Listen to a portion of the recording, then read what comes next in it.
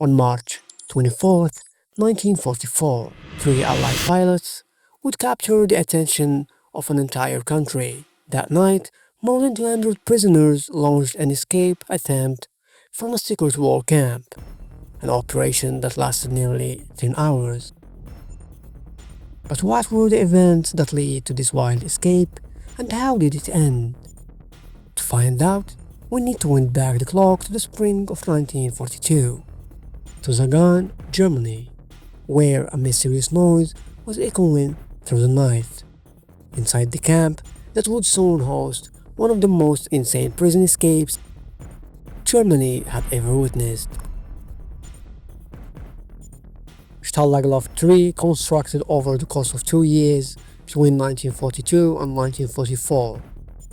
Deep in the forest near Sagan, about 145 kilometers southeast of Berlin, it became one of Europe's largest prisoner of war camps. Designed to hold Allied aircrew officers captured over Axis territories, it could house 10 to 12,000 prisoners at its peak.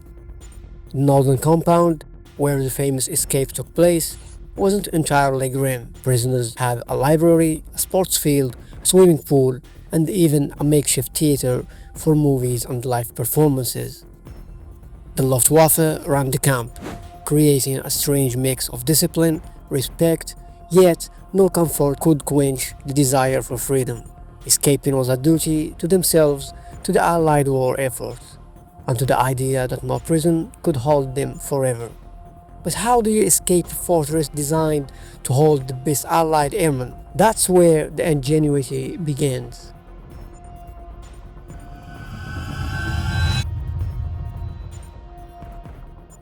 Prisoners of the northern compound built that could only be called an escape industrial complex. Over a year, from April 1943 to March 1944, around 600 prisoners worked tirelessly to construct 3 separate tunnels. Their plan: if the Germans discovered one or two, they wouldn't suspect a third. The main tunnel, nicknamed Harry, was hidden beneath a metal stove, covering a wooden trapdoor dug roughly 8.5 meters underground. It avoided the microphones the German had planted to detect digging.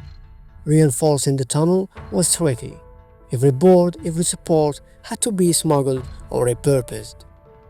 Prisoners ingenuously relied on German-supplied furniture, bedboards, chairs, tables, and benches, replaced whenever reported defective.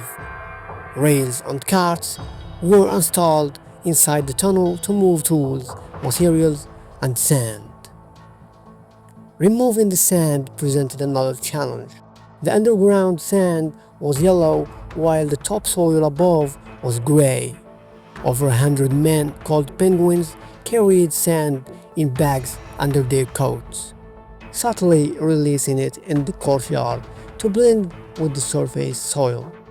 Meanwhile, a rotating roster of watchmen ensured diggers weren't caught by ferrets, the camp's anti-escape specialist.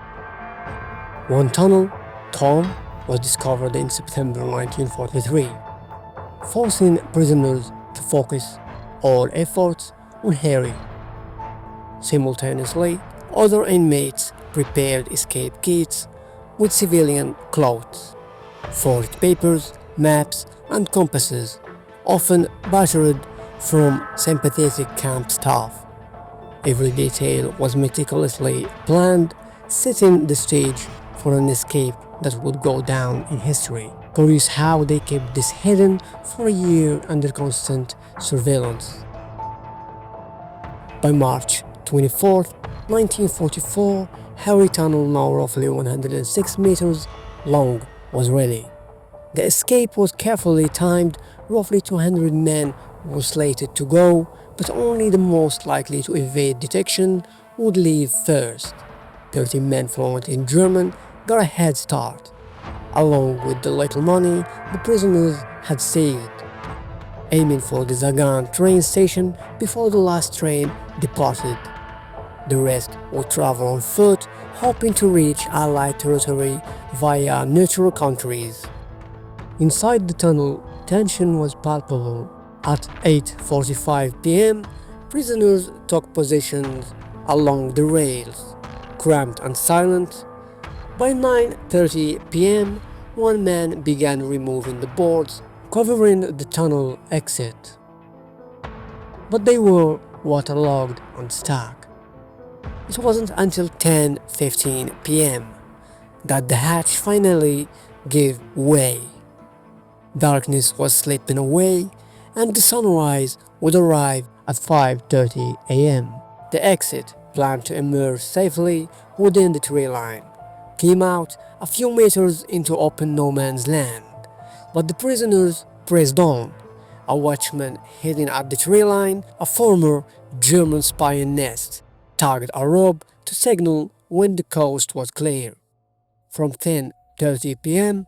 onward, men began slipping out, moving silently between patrols. Over the next 6 hours, 76 men escaped, but the disaster struck at 4:55 a.m. One prisoner misread a rope signal and emerged directly in front of a guard. A warning shot rang out, a whistle blew, and the man was captured. The escape was compromised, but the damage had already been done. But what happened to the rest? The answer is more shocking than you might think. Tragically, most escapees were recaptured, some even before leaving Zagan. A massive search of 70,000 Wehrmacht and Gestapo personnel made travel through Germany nearly impossible. Only 3 men made it completely free: the Norwegian Per Bergensland and Jens Muller, who reached Sweden, and the Dutch pilot Bram van der Stok, who connected with the resistance forces in the Netherlands, then traveled to Spain and eventually Gibraltar. The remaining 73 men were not so lucky. Many vanished, later found crematorium urns in Zagan. Their fate, a mystery until the end of the war. Investigations after Germany's surrounded revealed that 50 recaptured prisoners had been executed illegally. They were often told they were returning to Stalag Luft III, only to be shot at roadside stop under the guise of relieving themselves, a cruel attempt to make it look like they had died attempting to escape. Swiss inspectors immediately questioned the official story, and many Gestapo personnel were later convicted of war crimes at Nuremberg, although not the largest escape in World War II by numbers. It was arguably the most remarkable. Given the planning, ingenuity, and risk, for 2 weeks, tens of thousands of German troops were tied up, resources diverted, and the Nazi war effort disrupted, even after learning of their comrades' death. The remaining prisoners immediately began planning new tunnels. Their desire for freedom outweighed fear of death, cementing the Great Escape as a story of courage, determination, and ingenuity. If you were in their shoes, would you take the risk?